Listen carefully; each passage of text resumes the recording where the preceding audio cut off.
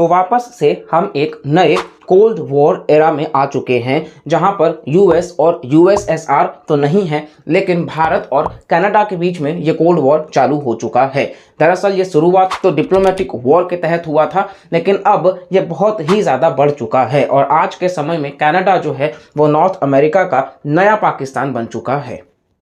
जिसकी शुरुआत कनाडा के प्राइम मिनिस्टर जस्टिन ट्रूडो जो हैं वो 18 सितंबर को पार्लियामेंट में जब संबोधित करते हैं कनाडा के, तो वहाँ वो डायरेक्ट भारत के ऊपर हमला करते हैं कि भारत जो है वो कनाडा के एक सिटीजन को, दरअसल हरदीप सिंह निज़ार जिनका नाम है, और भारत इनको आतंकवादी के कैटेगरी में रखता है। तो इनको 18 जून 2023 में ही इनकी मृत्यु हो गई और मर्डर किया गया दरअसल। तो इन्होंने साफ साफ आरोप लगाया कि इस मर्डर के पीछे भारत का हाथ है,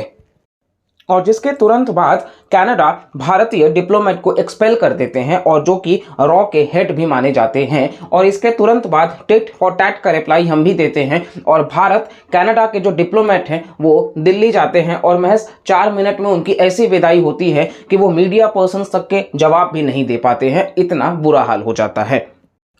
और फिर कनाडा यहीं तक नहीं रोकता है, वो अपने सिटीजन्स के लिए वार्निंग भी जारी करता है, ट्रैवल एडवाइजरी, कि अगर आप भारत जा रहे हो तो आप कुछ इलाकों में जाने से बचे, जिसमें वो जम्मू कश्मीर की भी बात करते हैं, जहां आर्टिकल 370 के एब्रोगेशन के बाद से ऑलरेडी भारत सरकार कश्मीर के विकास पर हम बहुत ज़्यादा फोकस कर रहे हैं। तो ऐसा कुछ बयान उनका आता है, जिसके तुरंत बाद भारत सरकार भी ट्रैवल एडवाइजरी जारी करता है कि अगर आप कनाडा जा रहे हैं तो आप अपना कहीं ना कहीं ख्याल रखें। और इवन काफी समय से ठंडे बस्ते में पड़ा हुआ ट्रेड डील आगे बढ़ रहा था कि इंडिया और कनाडा के बीच में फ्री ट्रेड एग्रीमेंट साइन हो जाता, जिससे अब दोनों ही कंट्रीज के जो सामान आते उस पर टैरिफ बैरियर्स ना के बराबर लगते, लेकिन ये इसके वजह से फ्री ट्रेड एग्रीमेंट भी पॉज कर दिया गया है। और आप थोड़ा सा पहले चलोगे तो 9 और 10 सितंबर को भारत G20 समिट होस्ट करता है न्यू दिल्ली में, जहां पे वर्ल्ड लीडर्स आते हैं, और उसमें कनाडा के प्राइम मिनिस्टर जस्टिन ट्रूडो भी आते हैं। और ट्रूडो का जो प्राइवेट जेट है जिससे वो आते हैं वो खराब हो जाता है, और टेक्निकल ग्लिच के वजह से वो जिस दिन रवाना होना होता है उस दिन नहीं जा पाते हैं। यहाँ तक कि भारत अपने तरफ से एयर इंडिया 1 भी ऑफर करता है, लेकिन ट्रूडो उसको रिजेक्ट कर देते हैं, जिसको कैनेडियन मीडिया जो है वो मजाक उड़ाती है कि आपने भारत जैसी कंट्री को भी आप हल्के में ले रहे हो। और फिर 2 दिन बाद जो है वो ट्रूडो भारत से रवाना होते हैं, लेकिन जब तक वो होते हैं, खालिस्तान का जब मैटर उनसे कहा जाता है तो अगेन वो फ्रीडम ऑफ एक्सप्रेशन की बात करते हैं। ये वो फ्रीडम ऑफ एक्सप्रेशन की बात कर रहे हैं जहां पर इंदिरा गांधी के असैसिनेशन को एंजॉय किया जाता है इनके माध्यम से, और साथ साथ में ये वो फ्रीडम ऑफ एक्सप्रेशन की बात कर रहे हैं कि उसी 10 सितंबर को कनाडा के वैंकूवर शहर में 1.5 लाख सिख जो हैं वो इकट्ठा हुए थे,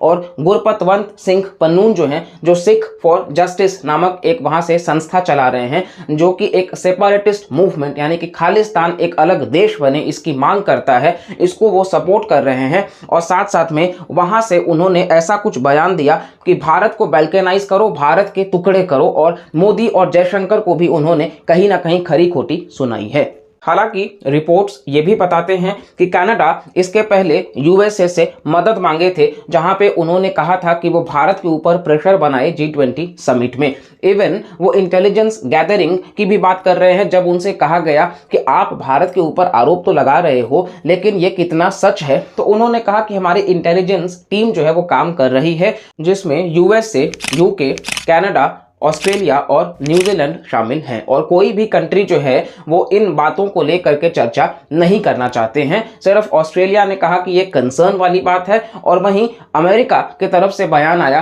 कि भारत और कनाडा के बीच के जो रिलेशंस हैं वो अपने आप में हाईली कंसर्न हैं। इससे ज़्यादा और कोई भी कंट्री नहीं कहना चाहती है, यहाँ तक कि यूके तो फ्री ट्रेड एग्रीमेंट भी साइन कर रहा है, यानी कि सबको पता है कि भारत जो है वो बहुत बड़ा पार्टनर है, और इस वजह से वो लूज नहीं करना चाहते जस्ट बिकॉज कि अमेरिका का पड़ोसी कनाडा है, तो ऐसा नहीं कि वो रिश्तों को बहुत बेहतर कर लेंगे।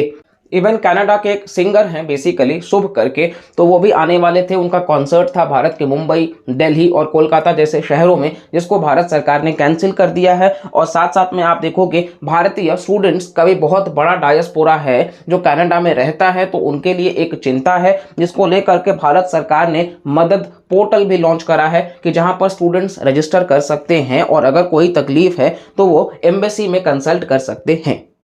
यहाँ तक कि बाद में आप देखोगे तो जस्टिन ट्रूडो का यह भी बयान आता है कि हमारा ऐसा कोई भी इंटेंशन नहीं है कि हम भारत को प्रोवोक करें। तो कहीं ना कहीं आप कह सकते हो कि ट्रूडो को उनकी गलती अब समझ में धीरे धीरे आ रही है और ग्लोबली कनाडा का मजाक उड़ाया जा रहा है, क्योंकि उनको लगा कि विश्व भर से उनको अप्रिसिएशन मिलेगा, लेकिन विश्व लीडर्स का जो रिस्पॉन्स है वो इनके अगेंस्ट में है। और साथ साथ में ये बहुत कंसर्न वाली बात है, क्योंकि आए दिन आप देखोगे कनाडा में कई बार हिंदू टेम्पल्स को भी निशाना साधा गया है। तो अगर इतना कुछ हो जाता है तो फिर जस्टिन ट्रूडो आखिरकार खालिस्तान को सपोर्ट करते ही क्यों हैं? तो सबसे पहली बात तो आपको हम बता दें कि जस्टिन ट्रूडो जो हैं वो लिबरल पार्टी से बिलोंग करते हैं और लिबरल पार्टी आज के समय में काफी कम इनका पोर्शन है, मतलब ये 30 to 35% ही वोट शेयर है और ऑपोजिशन काफी हावी है। और इनको साथ मिलता है एनडीपी से, न्यू डेमोक्रेटिक पार्टी से, जिसको जो लीडर हैं वो है जगमीत सिंह, जिनका अगेन डायरेक्ट इनडायरेक्ट जो लिंकेज है वो खालिस्तान के साथ में है। और जस्ट बिकॉज कि जगमीत सिंह साथ दे रहे हैं यहाँ पे ट्रूडो का, तो इस वजह से उनके बीच में कहीं ना कहीं आप कह सकते हो कि ये डील साइन हुआ है कि खालिस्तान के मुद्दे को हमेशा उठाया जाएगा और साथ साथ में भारत को कहीं ना कहीं निशाना बनाया जाएगा।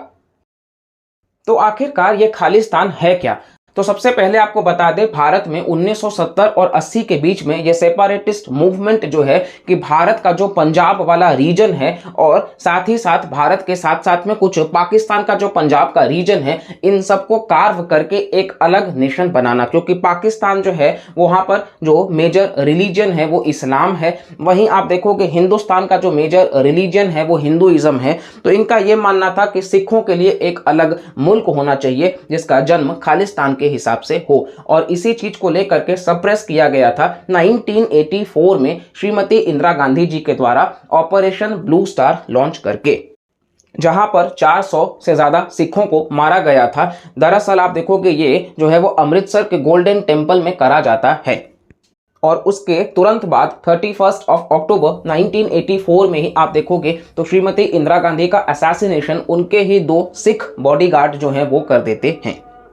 तो शुरुआत में आप देखोगे जरनैल सिंह भिंद्रनवाले, फिर बीच में आपने देखा होगा अमृतपाल सिंह, और अभी ये खालिस्तानी टाइगर फोर्स के चीफ हरदीप सिंह निज्जार। ये कुछ ऐसे हैं जो खालिस्तान को लगातार समर्थन दे रहे हैं। और कहीं ना कहीं आप देखोगे 1982 के टाइम पे पियरे ट्रूडो जो है उनकी सरकार के समय में इंदिरा गांधी जी ने कहा था कि तलविंदर सिंह परमार, जो कि कहीं ना कहीं 329 लोगों की जानें उन्होंने ली थी एयर इंडिया का विमान को हाईजैक करके, उनको भी कहा था कि भारत आप भेज दो, लेकिन फिर से कनाडा ने मना कर दिया था।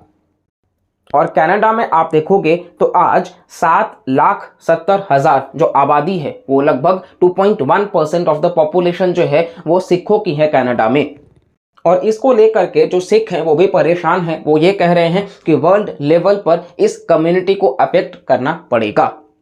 और हमारे देश में आप देखोगे तो सिख में आप शहीद भगत सिंह को देख सकते हो, जिनकी बलिदान जो है वो हम कभी नहीं भूलते हैं। वापस अगर हम कनाडा से बदला लेने की बात पर आए तो कहीं ना कहीं क्यूबेक जो कनाडा का रीजन है उसके लिए भी हम स्वायत्तता की मांग कर सकते हैं। और साथ साथ में आप देखोगे तो यूएस के जो प्रेसिडेंट हैं जो बाइडेन, उनका अनाउंसमेंट हुआ है कि वो भारत के रिपब्लिक डे परेड का हिस्सा रहेंगे, यानी कि अपने आप में जो कॉर्नर करने की कोशिश कर रहा है कनाडा, तो भारत का उतना ही ज्यादा जो है वो यूएस के साथ में दोस्ती बढ़ रहा है।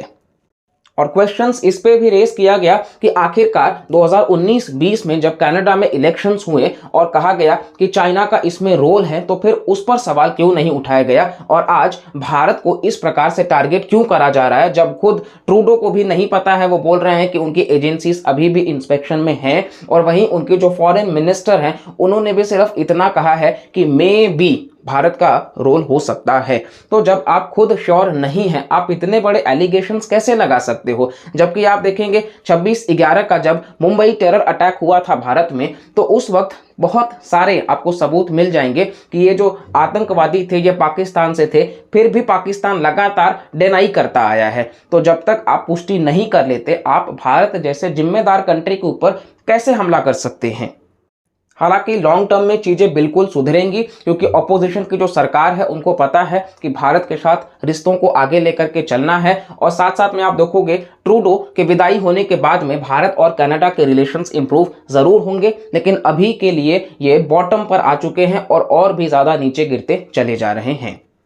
तो देखने वाली बात होगी कि आगे क्या होता है। हालांकि हमें अपने देश में शांति के संदेश को बनाए रखना है। और भारत ने अब कैनेडियंस को वीज़ा देने से टेम्पोररीली मना कर दिया है। साथ साथ में आप देखोगे तो एक और खालिस्तानी एक्टिविस्ट जो हैं सुखदूल सिंह, उनको भी कहीं ना कहीं मार दिया गया है। और सबसे बड़ी बात ये निकल के आ रही है कि पाकिस्तानी ISI जो हैं उनका हाथ बताया जा रहा है कि वो कनाडा में ऐसे खालिस्तानी एक्टिविटीज़ को अंजाम दे रहे हैं ताकि ये एंटी इंडिया एक्टिविटीज़ के नाम से इसको चलाया जा सके प्रोपागेंडा।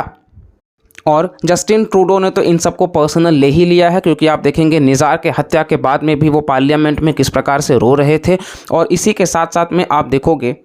न्यूज़ मीडिया को भी भारत सरकार ने इशू करा है गाइडलाइंस कि उसको फॉलो किया जाए। बाकी हमारे इस वीडियो से सिर्फ इतना ही। वीडियो अगर आपको पसंद आया हो तो प्लीज़ लाइक करिएगा, चैनल को सब्सक्राइब करिएगा और इस वीडियो को मैक्सिमम लोगों तक शेयर करिएगा। और मिलते हैं हम अगली वीडियो में, तब तक के लिए bye bye, take care and Jai Hind.